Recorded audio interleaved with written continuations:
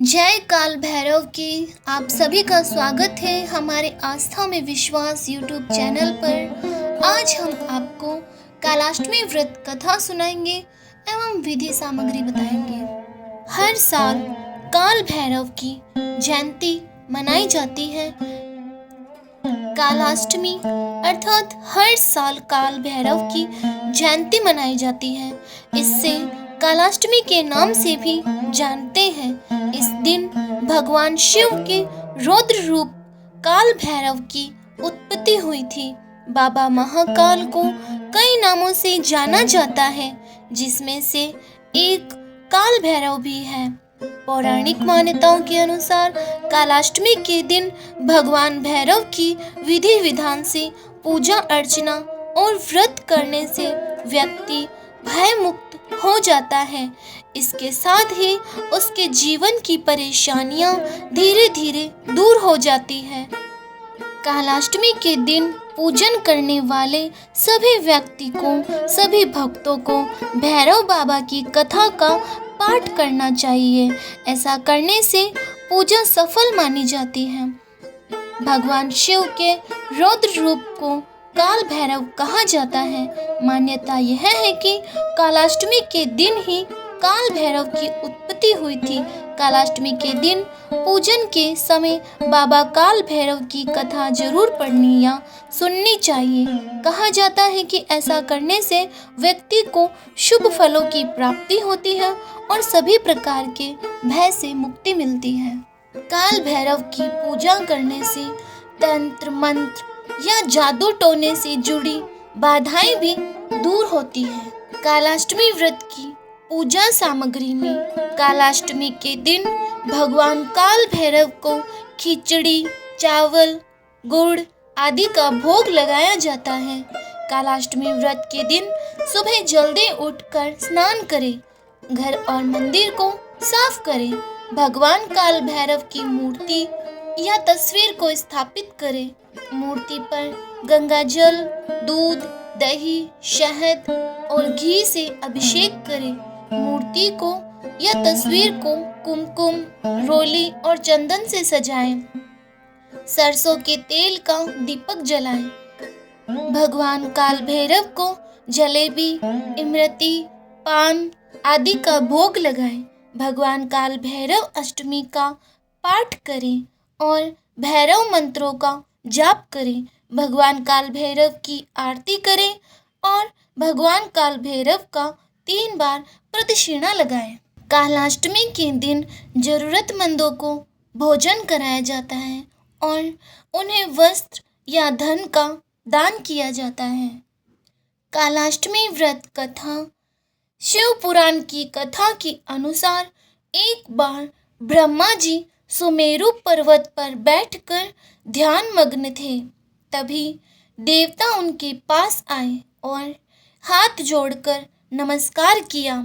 उसके बाद पूछने लगे कि इस संसार में अविनाशी तत्व क्या है, जिस पर ब्रह्मा जी बोले कि मुझसे बढ़कर कोई भी नहीं है।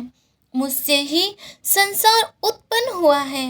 मेरे ही कारण संसार प्रवृत्त और निर्वृत्त होता है। ब्रह्मा जी की ऐसी बातें सुनकर वहाँ बैठे भगवान विष्णु जी को बहुत बुरा लगा।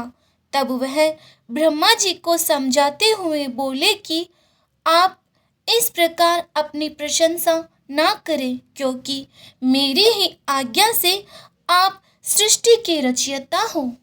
और उसके बाद दोनों ही आपसे में खुद को उच्च सिद्ध अर्थात ऊंचा सिद्ध करने के लिए वेदों का स्मरण किया। जिसके बाद उन्होंने चारों वेदों से अपनी श्रेष्ठता के संबंध में पूछा। तब ऋग्वेद ने भगवान शिव का स्मरण करते हुए बोले, हे ब्रह्मा, हे श्री हरि, जिसके अंदर पूरा भू निहित है अर्थात विराजित है, विराजमान है, वह एक भगवान शिव ही है। तब यजुर्वेद बोले कि उन परमेश्वर भगवान शिव की कृपा से ही वेदों की प्रामाणिकता भी सिद्ध होती है। और उसके बाद सामवेद बोले कि जो समस्त संसार के लोगों को भरमाता है और जिनकी क्रांति से सारा विश्व प्रकाशमान होता है, वह त्र्यंबक महादेव जी ही हैं। तभी इन वेदों की बातें सुनकर ब्रह्मा जी और श्री हरि बोले, हे वेदों, तुम्हारे वचनों से सिर्फ तुम्हारी अज्ञानता ही झलकती है। भगवान शिव तो सदा अपने शरीर पर भस्म धारण करते हैं। उनके सिर पर जटाजुट वे गले में रुद्राक्ष है। वे सांपों को भी धारण करते हैं। भला शिव परम तत्व कैसे हो सकता है, अर्थात उन्हें परम तत्व कैसे कहा जा सकता है, उन्हें परम ब्रह्मा किस प्रकार माना जा सकता है। ब्रह्मा जी और श्री हरि विष्णु के इन वचनों को सुनकर हर जगह मूर्त और अमूर्त रूप में विद्यमान रहने वाले ओमकार बोले, भगवान शिव शक्तिधारी हैं, वही परमेश्वर है तथा सबका कल्याण करने वाले हैं। वे महान लीलाधारी हैं और इस संसार में सब कुछ उन्हीं की आज्ञा से ही होता है। लेकिन इसके बाद भी उनका विवाद खत्म नहीं हुआ और झगड़ा बढ़ता गया। इस प्रकार ब्रह्मा जी और श्री हरि विष्णु का विवाद खत्म ही नहीं हो रहा था कि तभी उन दोनों के बीच से एक विशाल ज्योति प्रकट हुई, जिसका ना तो कोई आरंभ था और ना ही कोई अंत। उस अग्नि से ब्रह्मा जी का पांचवा मुख जलने लगा। तभी भगवान शिव वहां प्रकट हुए, जिसके बाद ब्रह्मा जी ने भगवान शिव से कहा कि तुम मेरी शरण में आओ, मैं तुम्हारी रक्षा करूंगा। तुम मेरे सिर से ही प्रकट हुए थे और तुमने रोना आरंभ कर दिया था, जिससे मैंने तुम्हारा नाम रुद्र रखा था। ब्रह्मा जी की यह बात सुनकर भगवान शिव को क्रोध आ गया और उनसे ही उनके रौद्र स्वरूप काल भैरव की उत्पत्ति हुई। और इसी काल भैरव ने घमंड में चूर ब्रह्मा देव के जलते हुए सिर को काट दिया। इससे उन पर ब्रह्मा हत्या का दोष लग गया, अर्थात काल भैरव पर ब्रह्मा हत्या का दोष लग गया। और तब भगवान शिव ने उनको अर्थात काल भैरव को सभी तीर्थों का भ्रमण करने का सुझाव दिया और फिर वे अर्थात काल भैरव वहां से तीर्थ यात्रा पर निकल गए।